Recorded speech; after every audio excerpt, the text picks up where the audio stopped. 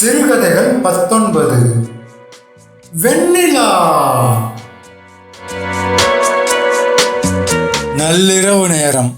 பெங்களூர் ஒயிட்ஃபீல்டில் உள்ள அந்த 40வது மாடி பென்ட் ஹவுஸில் அமைதி உறைந்திருந்தது. இந்தியாவின் முன்னணி ஐடி நிறுவனங்களில் ஒன்றான டெக்னோவாவின் சிஇஓ அரவிந்த் தன் பால்கனியில் நின்றபடி குளிர்ந்த காற்றை சுவாசித்துக் கொண்டிருந்தான். அவனது விரல்கள் செல்போனை லேசாக வருடி கொண்டிருந்தன. எதையும் துல்லியமாக கணிக்கும் அரவிந்தன் மூளை இப்போது ஒரு பெண்ணின் குரலுக்காக காத்திருந்தது. ஒரு மாபெரும் கார்ப்பரேட் சாம்ராஜ்யத்தை ஆளும் அவனது இதயம் இப்போது ஒரு சின்னஞ்சிறு குருவியைப் போல துடித்துக் கொண்டிருந்தது.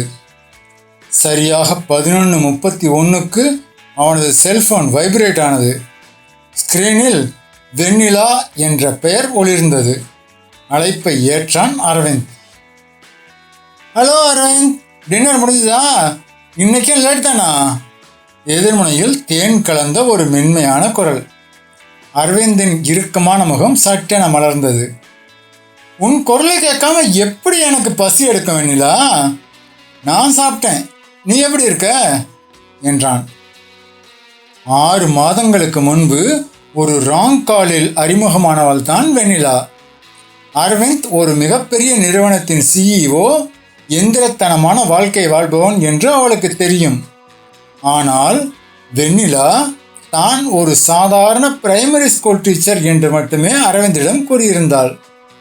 6 மாதங்களாக ஒவ்வொரு நாள் இரவும் அவர்களின் தொலைபேசி உரையாடல் மணிக்கணக்கில் தொடர்ந்தது. அவளது அன்பான பேச்சும் அவனது மன அழுத்தத்தை போக்கும் ஆறுதலான வார்த்தைகளும் அரவிந்தை அவள் மீது பைத்தியமாக காதலிக்க வைத்தது. ஆனால் இதுவரை அவர்கள் நேரில் பார்த்து கொண்டதே இல்லை, வீடியோ காலிலும் பேசியதில்லை. வெண்ணிலா, 6 மாதமாச்சு உன் குரலையே என் உலகமாக மாற்றிட்ட. உன்னை நேரில் பார்க்கணும், என் காதலை உன்கிட்ட நேருக்கு நேராக சொல்லணும்.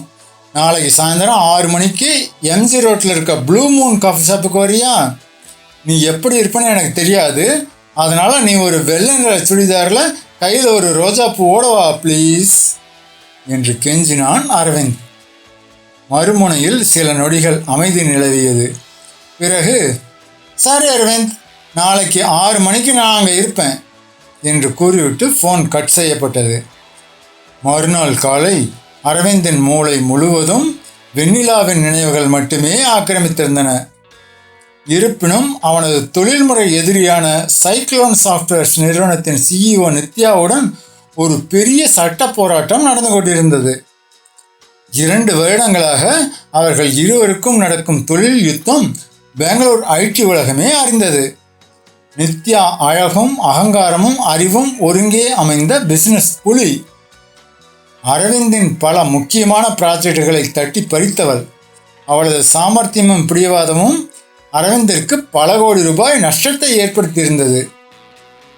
இன்று காலை கூட அரவிந்தின் கம்பெனி மீது ஒரு புது வழக்கை தொடுத்திருப்பதாக அரவிந்தின் வக்கீல் பதற்றத்துடன் கூறியிருந்தார். இந்த நித்யாவை என்ன பண்ணலாம்னு எனக்கு தெரியும், ஆனால் முதல்ல இன்னைக்கு ஈவினிங் என் வெண்ணிலாவை பார்க்கணும், அதுக்கப்புறம் இந்த நித்யாவை கவனிச்சுக்கிறேன் என்று மனதிற்குள் கருவிக்கொண்டான் அரவிந்த். மாலை 5:50 ப்ளூ மூன் காஃபி ஷாப்பின் இருண்ட வெளிச்சத்தில் இதமான பின்னணி இசையில் ஒரு மூலையில் அமர்ந்திருந்தான் அரவிந்த். ப்ளூ மூன் காஃபி ஷாப்பின் இதமான ஏசி குளிரிலும் அரவிந்திற்கு லேசாக வியர்த்தது. ஃபில்டர் காஃபியின் வாசம் அறையெங்கும் பரவியிருக்க அவனது நாடி துடித்து எகிரியது. வாசலையே வெறித்து பார்த்து கொண்டிருந்தான். சரியாக 6 மணி. காஃபி ஷாப்பின் கண்ணாடி கதவை தள்ளிக்கொண்டு ஒரு பெண் உள்ளே நுழைந்தாள். வெள்ளை நிற சுடிதார், கையில் ஒரு சிவப்பு ரோஜா. கூந்தலை தளர்வாக பின்னிருந்தாள். அவளது முகம் அரவிந்தின் கண்களுக்கு தெளிவாக தெரிந்தது. அரவிந்த் அப்படியே உறைந்து போனான். மூச்சு நின்றது. நாற்காலியை பிடித்து கொண்டு தள்ளாடினான். காரணம், வெள்ளை சுடிதாரில் ரோஜா பூவோடு அவனை காண உள்ளே வந்தது அவனது பரம எதிரி, cyclone software CEO Nithya. Nithya நேராக அரவிந்த் அமர்ந்திருந்த டேபிளுக்கு வந்தாள்.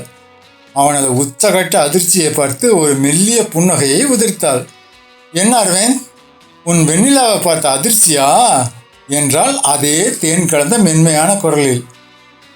அரவிந்தின் கோபம் உச்சிக்கு சென்றது. நித்யா, என்ன வக்கரம் இது?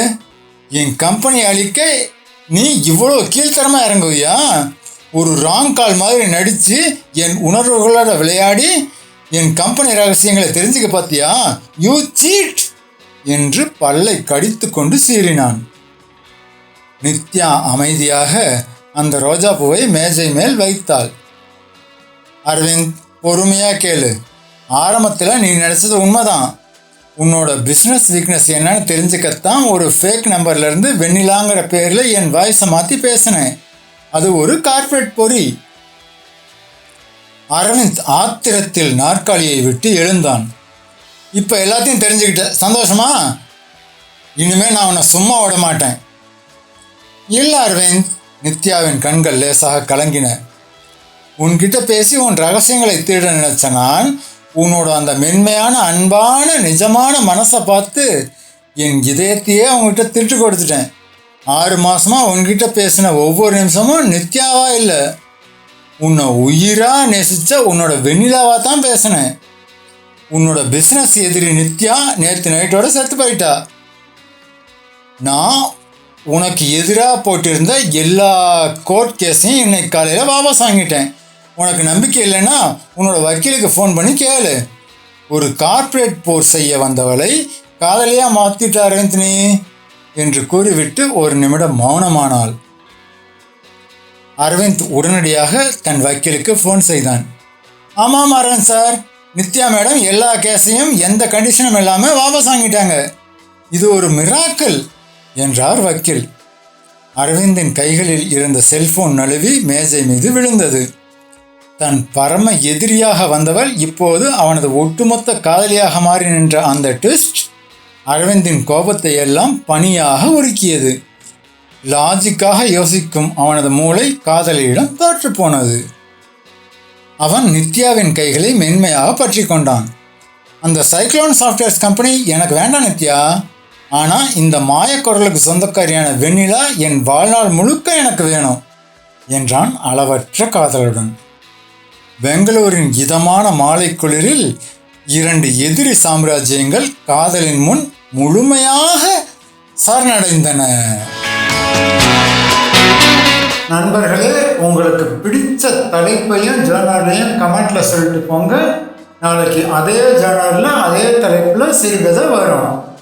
அதுக்கு முன்னாடி இந்த சேனலுக்கு சப்ஸ்கிரைப் பண்ணுங்க, லைக் பண்ணுங்க, கமெண்ட் பண்ணுங்க.